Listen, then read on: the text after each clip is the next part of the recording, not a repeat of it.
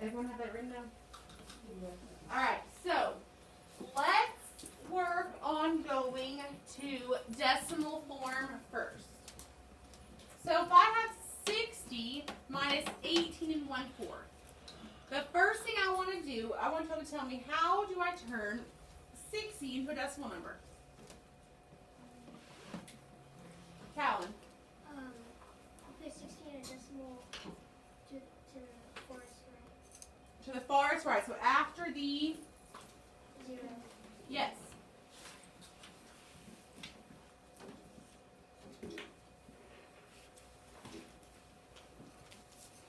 Okay. Well, is that all in fraction form yet? So can I solve this yet? Oh, Why? I know what it is. Because this 16 decimal is not a fraction. I want my answer in decimal form though. So I want the 60 in decimal, but what else do I have to do? The 18 and 1/4. Change 18 and 1/4 to decimal. Tell me what I'm going to do, Kate. Okay, so I just knew that 1/4, it's like quarters.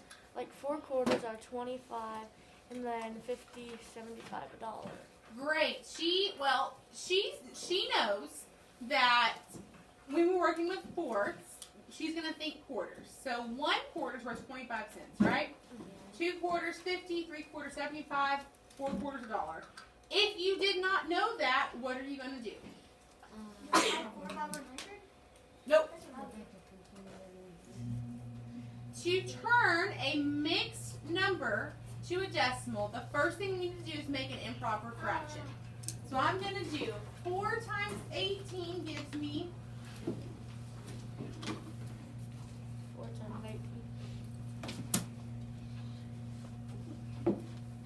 32. Wait, no. 72. Then I'm going to do what? Add the 1. Add the 1 to give me 73 over. 4. Okay, now what am I going to get?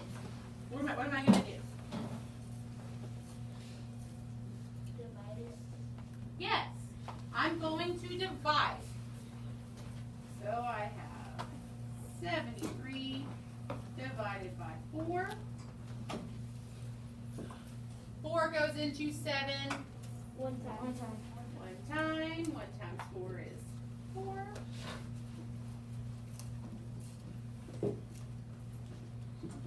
4 goes into 33 8 times. 8 times. 8 times 4 is 32.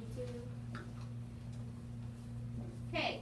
I want this in decimal form.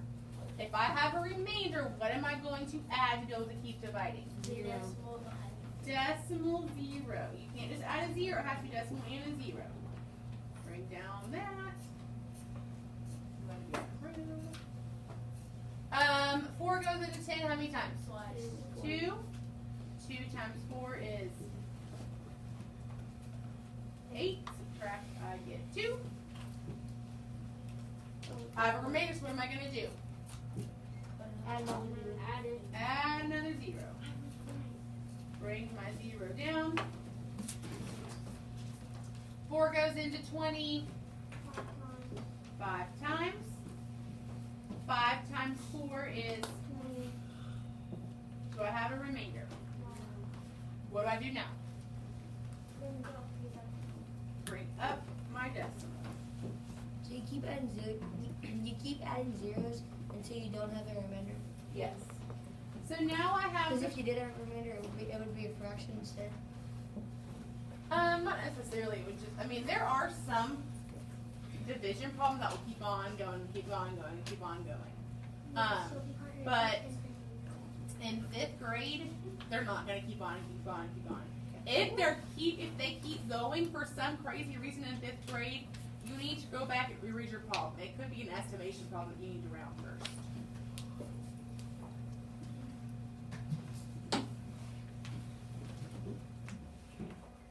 Okay, can I do this problem now? Yes. Okay, let's pause real fast. Do y'all see how in math, everything that we do kind of builds upon each other? Like last unit, we divided decimals, right? We're still using dividing decimals in this unit. Everything that you do, the majority of what you do in math is going to build upon itself. So if you don't understand a previous topic, it's hard to do future topics, right? Yes, no? It is. That's why I say if you don't understand, you need to ask because it affects other things you do. So when I am adding or subtracting decimals, what do I have to do? Line up the decimals. Yes, ma'am. Line up the decimals.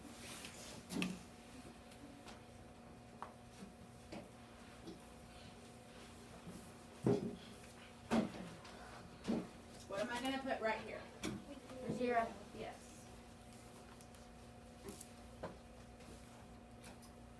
Can I do 0 minus 5? Nope.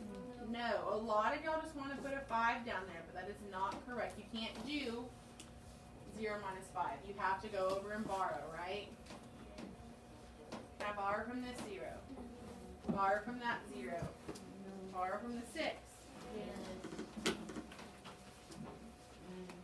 No, I have to borrow from each of these going all the way across.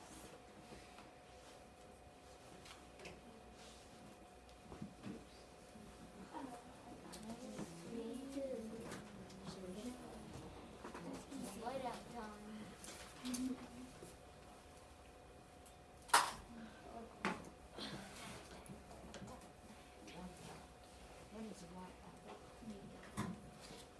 So my answer is 41 and 74 hundredths. 75 hundredths. Yes. That's in decimal form. That is in decimal form. So I'm going to put this answer up here next to decimal form. But fraction. So I'm going to show you 2 ways to take this decimal amount and quickly turn it to a fraction form.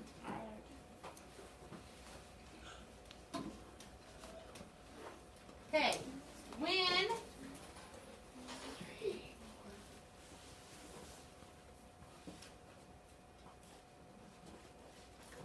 you have a decimal number, can I pull this up? When you have a decimal number, you want to turn it to a fraction. Your whole numbers will become the whole number in your mixed number. So we're going to take that and write it.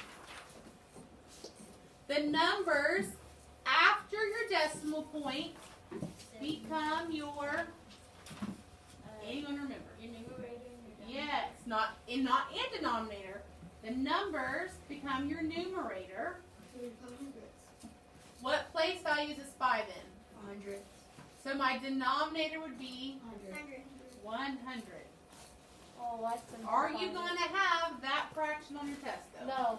Probably not. You're going to have to It's supposed simplify it. simplify it. Does it equal 3/4? Yes, it does. It does equal 3/4. Yes. Because 25, 50, 75. Yes. the fours are But I also want to show you how to do it the other way in case you don't remember how to do that. Okay. We're going to go back to our original problem.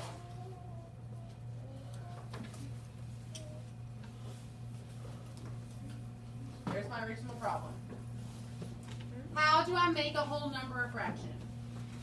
Sally, how do I make a whole number a fraction?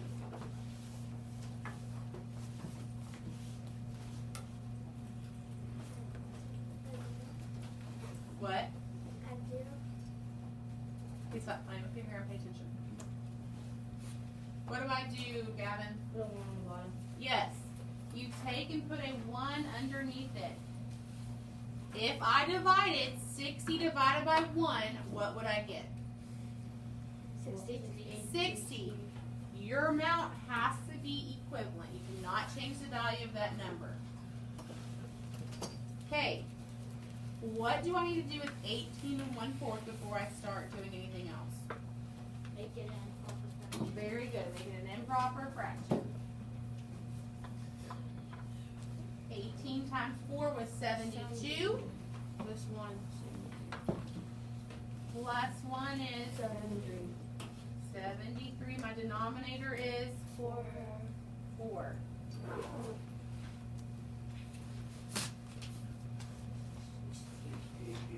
Guys, if you don't know how to go to improper fraction to mixed number, the whole unit you're gonna have a hard time with. Come see me in the mornings for more help with that. It's pretty straightforward in the notes that I gave you. Practice them with your parents, with your older siblings. Teach it to your younger siblings. Can I subtract these two amounts right now? No. Why? The denominator has to The denominators are not just, they're not equal, right? So what am I gonna make? Alright, Yes.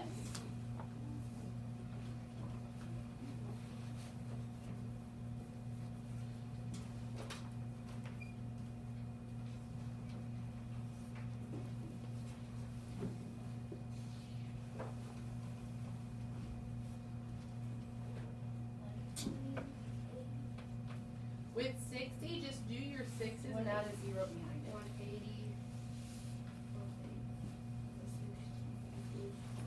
Okay, I finished this one. Do I need to even extend this one down here? No.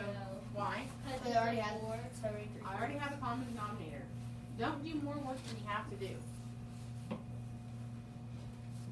So I'm going to take and put 240 over 4 underneath what?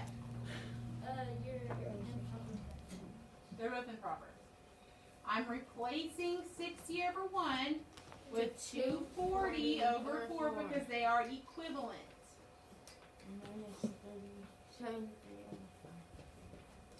Okay, can I subtract these two now? yes. Okay.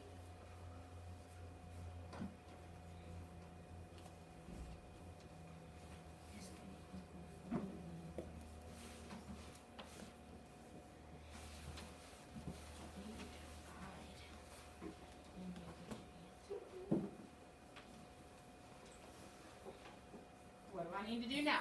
Oh. Jeremiah. Divide. If I have an improper fraction, to make an improper fraction mixed, I have to divide. Okay.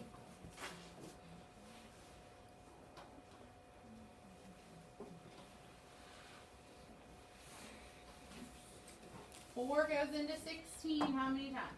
4. 4 times 16 is? 16. Yes. 4 goes into 7. 1. 1 time.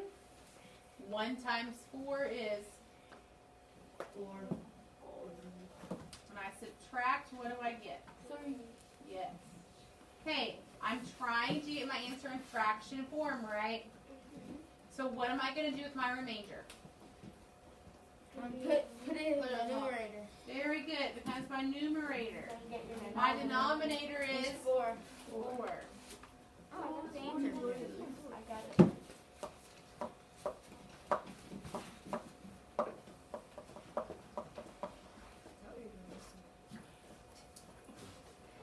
Any questions on what we did on any of these steps? Mixed to improper, improper to mix, yes.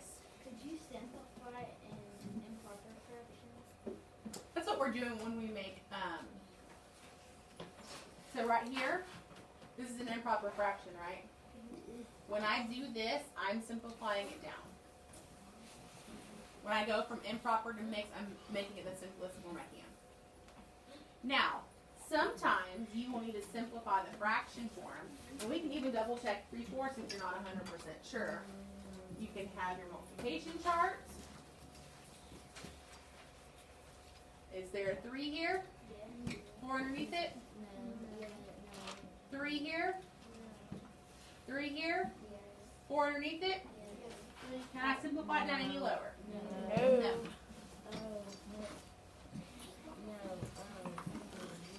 Any more questions? Guys, I will tell you that I think it's very, very important to know that these fractions right here equal these decimals. Uh-huh.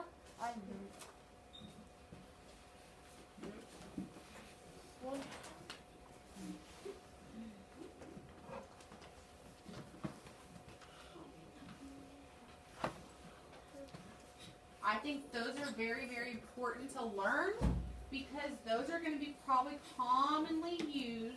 That's going by quarters. Yes, they're quarters. So I would write those down and try to learn those. That says 0.50 in case you were wondering. Whiteout time. I truly believe it's important knowing these because those three fractions kind of come up often on problems where you're going that look like this. We were having to subtract a whole number from a fraction and then get it in decimal form. So please write those down right now. And I would recommend practicing them, studying them at home.